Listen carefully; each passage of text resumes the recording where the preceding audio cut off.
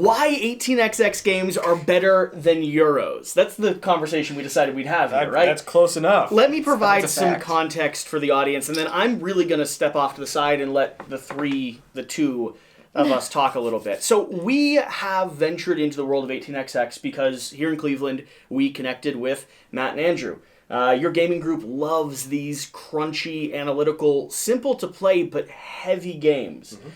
I have always been intimidated by 18xx as a genre, right? It's known as the train category with a lot of brutal tactics and the opportunity to go bankrupt. That's about what I knew about it before ever venturing into it, and it's been a really fun dive. And granted, you've held my hand the appropriate way through it, right? Starting with some games that are adjacent to the genre, and then walking into the genre a little bit more aggressively as we've played more and more, and there's still a lot left to explore. So in this conversation, we're going to discuss why, yes, I'm not clickbaiting you, why 18xx games are arguably better than Euros for those of you that want a perfect information analytical puzzle. And then towards the end of this, I want you all to break down how people, without a group to guide them in, might start working their group up into this genre or might start exploring it themselves. So to start with that, if Matt or Andrew, either of you want to introduce yourself and start taking off the conversation, because I don't know where you all started in this genre. Oh, here's a fun way to start. Do you want to talk about how simple 18xx's are? 18xx's are simple. I have a t-shirt that says exactly what you need to do on your turn. It says tile, token, run, train. That's about it.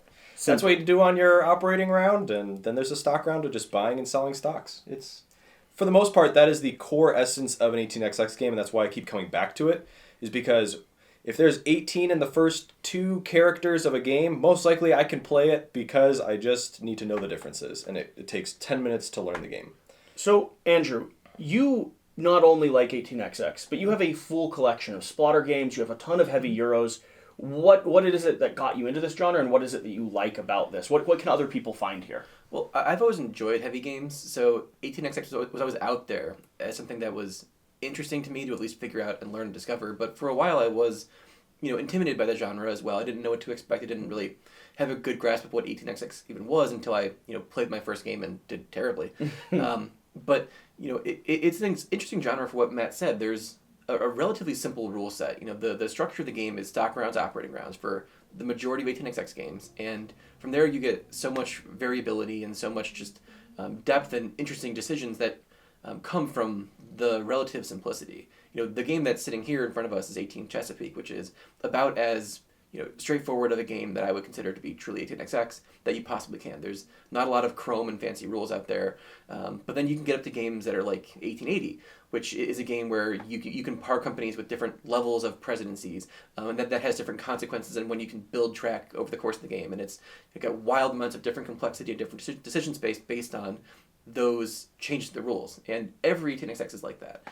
You are starting to scare people. I have to specify that. So pulling over to Shira and I, I've played 3. Have you played every game with me? I think so. Okay, so Shira, in as simple as possible, what is the heart and soul? Because we're a board game channel, right? Like yes. This is a genre that we'll describe in board game terms instead of saying things like par companies as your stock's going under. I don't know what I just said. In as simple as possible, like, what has your experience been with 18xx, and what is an 18xx game if you were selling it to our audience? If I was selling it to our audience as simple as possible, an 18xx game is obtaining a company and running your trains as efficiently as possible to produce the most money, to have the most money by the end of the game. What was the other question? What's your experience been like so far? Because we're both 3 games in, right? Yeah, my experience, each time, they are very rewarding experiences. The complexity that comes with the player interactions, which make up these games, baffle my mind every single time. I think the game is going to go one way, and then it takes a really weird route all the way around somewhere else, and I end up getting dumped to dead company somewhere in the game. But I play board games for the people interactions, and so that's kind of why the 18xx's are so much fun, because the people interactions make up the entire game. What other people are buying, what other people are selling, how they're upgrading their tracks that's going to merge into yours and take the spaces by putting their own company on that station. In a way, I mean, I just thought of another title of this video where if you like Twilight Imperium, you should be playing 18xx. Like, the thing that people talk about for the 8-hour TI games is the overarching dynamics between the factions and the algorithm between the people. And you that's guys played true TI? here as well. Sure. Like that's the puzzle here as well. Like it is both perfect information, but then it's also the puzzle of the social dynamics. What is someone likely to do with the stock they just bought? Are they running the company? Are they dumping it on you? Yeah.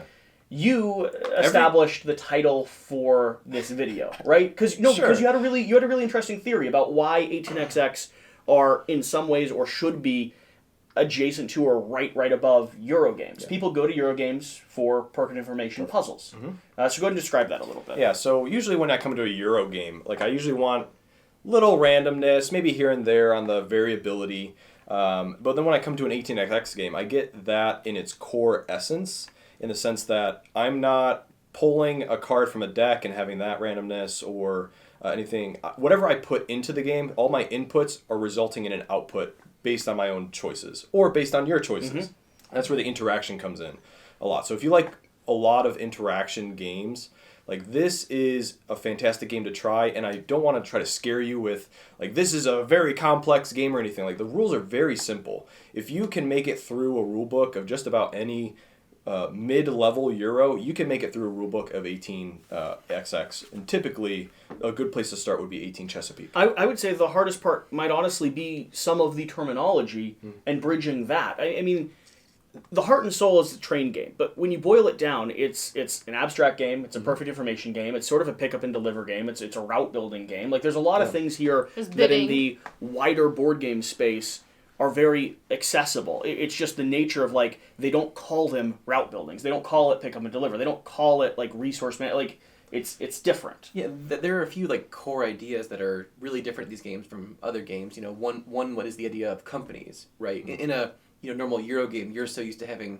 your own resources. In 18xx games, you have your money, you have your stock that you may have, but then there's your company and what they have and what you're managing there.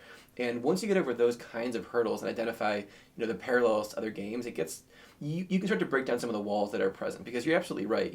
If you read one of these rule books, even though it's 16 pages for this game, which is not bad for a modern board game, there is a lot of new terminology and things to uncover. But once you start to see what the patterns are, and how to relate them to even the real world around us, it starts to make a lot more sense of what it is you're doing, why it is you're doing the things that you are, and after a few games, you can learn to sort of surf the wave of information, but know going in that your first game you're going to be learning a lot along the way. You may go bankrupt, which is all right. BG still might come in second. So, what's the best reason for you that someone should start playing 18xx? I mean, I think you should start playing if it's interesting to you, and if you like games where you really deeply care about what others are doing around the table. For a while, I was a Euro gamer, really interested in the games where it's a head-down puzzle and you're focused on what you're doing. But I found over time that I really like games where I'm so focused on what is the decision every other person at the table is making, and how does it relate to what I want to do and what I'm doing, and how do I best optimize for my outcomes based on what everyone else is doing. This is kind of reminds me of games that we played before as a group, like Container, where you care so much about what's going on around you that you might even forget about what's going on in front of you because every other decision is so critical. And if you like games like that are really heads up, that are really interactive, but are also mechanically interesting and not full of a lot of randomness, then 18xx games are a great place to dig in and to start learning. Same question. What? And I saw you did something else, so add that in too. But same genre of question. Why should someone? What would be your best reason for people to dive into this game? I think this offers an interesting new mechanic. I would say that a lot of board games don't is timing.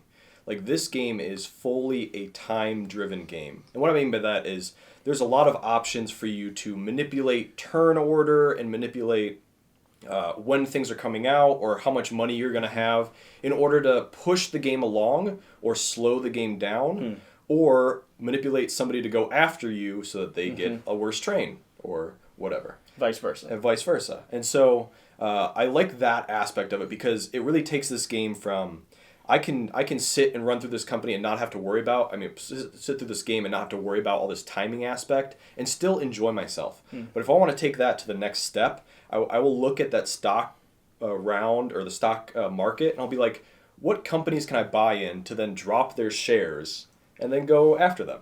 It's a personality trait we've trying to resolve, but this just feeds that. For me, the best thing about my venture into the 18xx world is going to be twofold. First off, this is a genre of games, right? And so if I find that I like 18 Chesapeake, there may be 7 other versions that I don't like as much because they introduce or change the mechanics, but just like Euro games, just like Ameritrash games, or just like abstract games, I think that once you dip your toe in here, it is so much easier to then find 20 brand new games that you'll love and your group will love, variable on any of the other mechanics that exist within this framework. The other thing is, I think your point around Euros is so accurate. Like, this is a high interaction, perfect information game that is, as far as I would describe it, like the best, most advanced version of an abstract puzzle you can come across. Right? Like, sitting down on a chessboard back and forth against 2 people. Like, this is perfect information on the board, and the other players are interacting with what you're trying to do in your space. Anyone that likes any of those previous categories should naturally fall into this as long as they step into it the right way. Best reason for someone to jump into this. Have your mind blown? I don't know.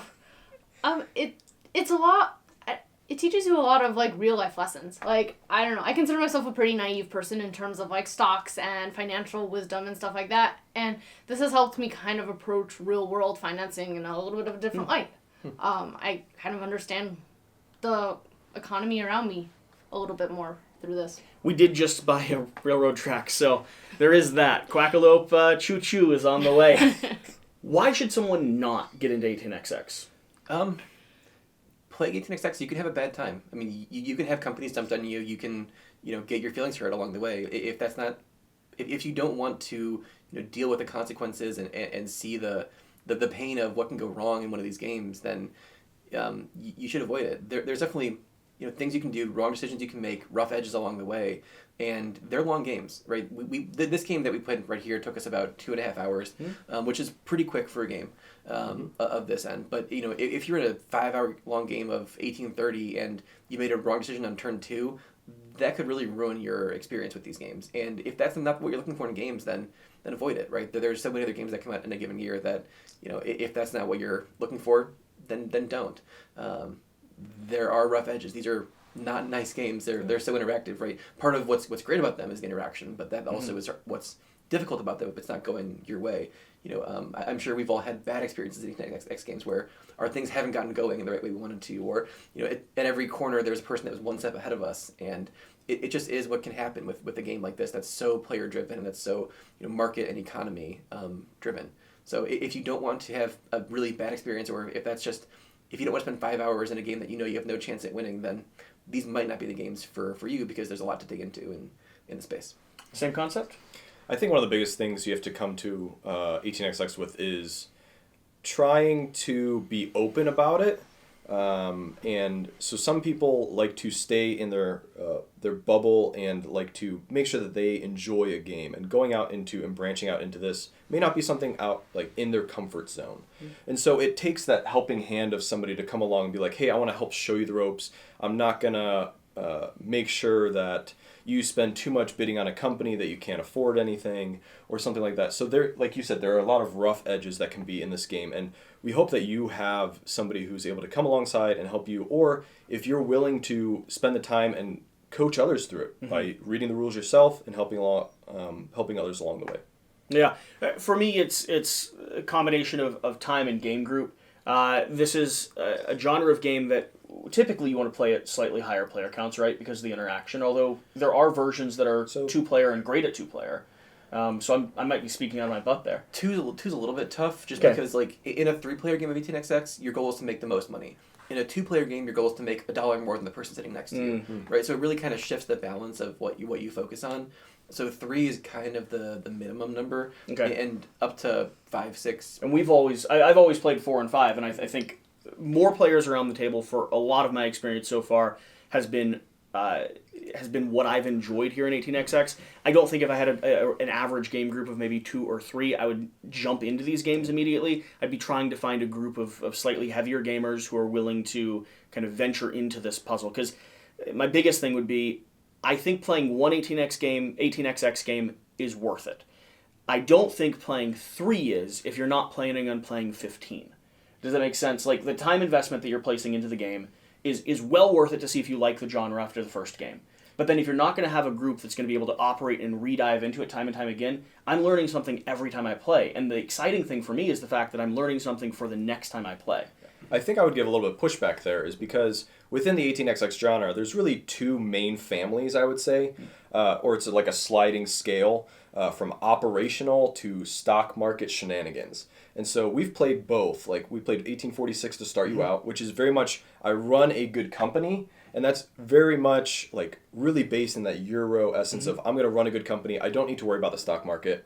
And so some people may like that. And so I would suggest trying 2 games out. So the two different genres. What I'm more talking about is less to do with the variability in games, but the amount of times you're actually playing said game. I think I agreed with the general principle.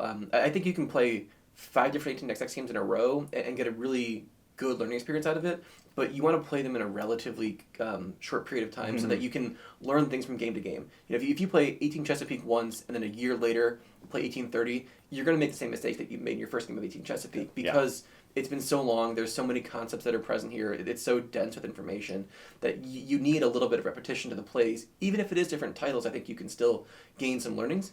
But even a game like 18 Chesapeake, that's a really introductory title, you can easily play that 5 or 10 times. There's a lot of ways you can go wrong. And learn so much, right? And just get a lot out of it. And even for Matt and I, who have played dozens of these, like I still find interesting things in 18 Chesapeake and games like this that are fascinating to dig into. So that's my biggest thing. If you were going to ask, should I play a 18xx game? The answer is yes, with the caveat that if you like it, be prepared to have a group of at least 3 people that are going to be ready to continue to dive into it, maybe once a month or even more frequently than that. But if you don't find that you ever really play the same game over and over again, or even the same genre of game over and over again, I might put a little bit of caveat there. Learn to love it, test it out once to see if you like it, and then get prepared to really dive in when you have that group ready to go. Because playing it once every 6 months is not going to be the experience that I think you should be getting out of this genre.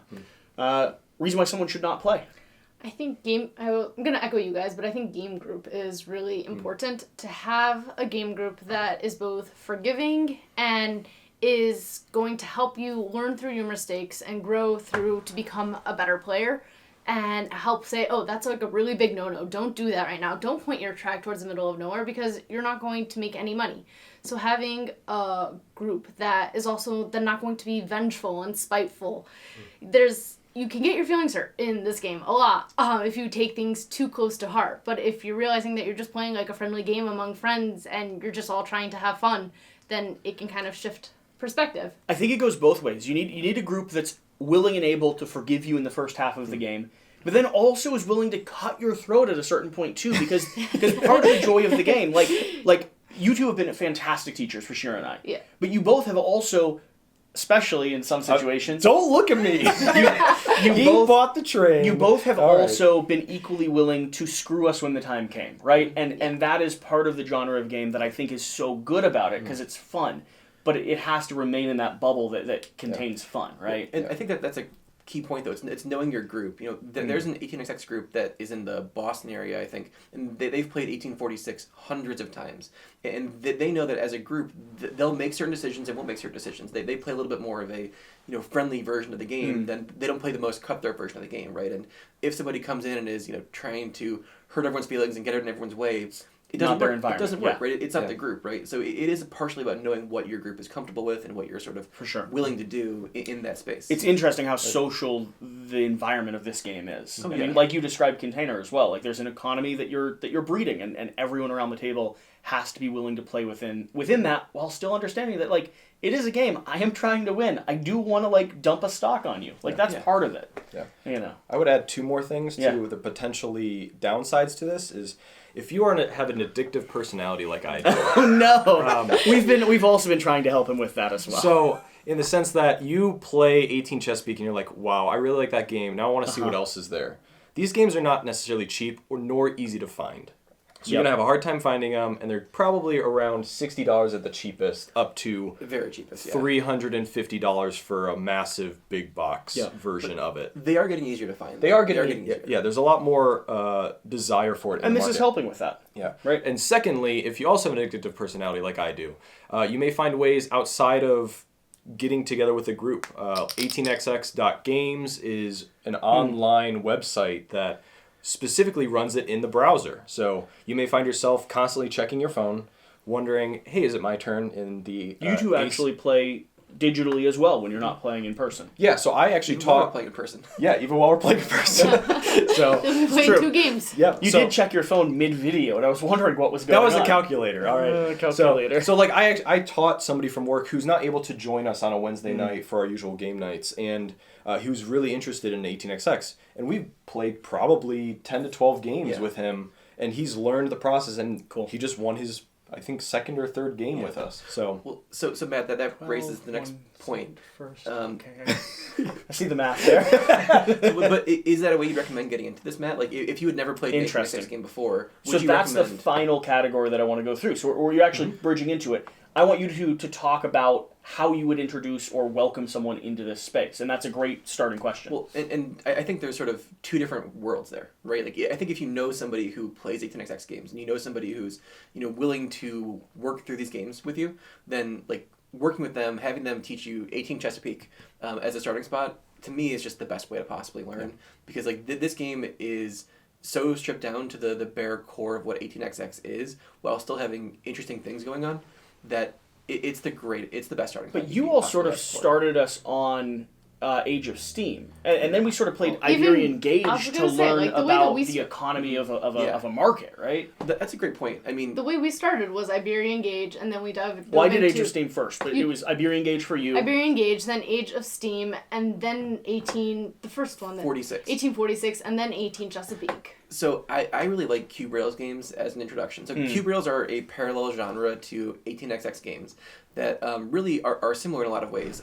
They're very simple systems, and they have Just a lot heard of an Alex come in, so if he shows up on camera here in a bit, or a dog barks, that's that. It's Board Game Co. interrupting our video. Continue. A lot of the same ideas, though. Of you have a company, you're running the company, and you're laying out track in fairly simple ways. Right? A lot of the bones of 18xx are present in Cube Rails games in simpler ways. So if you can find a copy of Chicago Express or Iberian Gauge or what are the other popular ones? Irish Gauge, Northern Pacific. Yeah, those are also fantastic introductions to a lot of the same core ideas, and they play in 45 minutes instead of 5 hours. So they're much gentler introduction, and you can learn a lot of the core concepts. So that's a great point, that there are like other parallel genres. To me, Age of Steam isn't all that similar to 18xx because it's lay track and deliver goods, whereas 18xx is much more about running companies and having multiple. I think it was like Iberian was the cube. It talked about budgets. It talked about the marketplace. And then Age of Steam was the introduction into not only the train genre, but also the laying track, the pattern building, where you could be cut off by other people. Yeah. And all of that sort of accumulated. Yeah. Would you advise someone jumping into the digital version of the game as a good way for them to learn? Kind of the question that Andrew was asking originally. I think if you're looking to get into it and have that digital version as your entry point, you got to be sure to make that known to the people you're wanting to join in with. And like, there's a scrolling like message board on that site. It's like, hey, I'm trying to learn a new 18xx game. Could somebody walk me through it? They will be happy to show you. They always love to get a new person into the genre, and it's a very welcoming community. I would say, as well as like, it's a good way because the website will actually make sure you don't make wrong choices. Like, you're not going to be able to break the rules. It's going to guide you along those rules, and you start learning pieces and pieces. Well, and something we've even done is on a Thursday night when we couldn't get together in person, everyone get around their computer screen and get on a Zoom call and play a game of 1830 via 18xx.games. I mean, it's perfectly real time. The game will take you less time than playing in person, and you can experience probably 25 or 30 different titles at this point without having to shell out $100 a game. So you can get a lot out of the online experience, and you can play a lot of titles there, or you can play one title 20 times with a group and learn a lot about the game, the core mechanisms, without having to actually go through the process of getting the game, setting it up, because these are also pretty intensive games to like set up and tear down. So if that's a constraint as well, so highly recommend the online experience as something worth digging into. Does the online experience cost any money? Just in case anyone's wondering. It's totally free. Okay. Granted, you can donate to the person who runs it, like Patreon or I'm not sure. I think that's how he supports it. So, highly recommend that if you're doing it. But it's free, and there are people that are actively developing more titles for it and new functionality. One piece of great functionality they've built is like auto train routing, which saves you time and things like that. Highly recommend that as an experience. Cool. There you have it. So that is why 18xx are unequivocally better than every Euro ever made. And with that, we'll see you next time. There's a muskrat here we need to play a game with. Hi, muskrat. You done yet? Yeah, we're done. Yeah.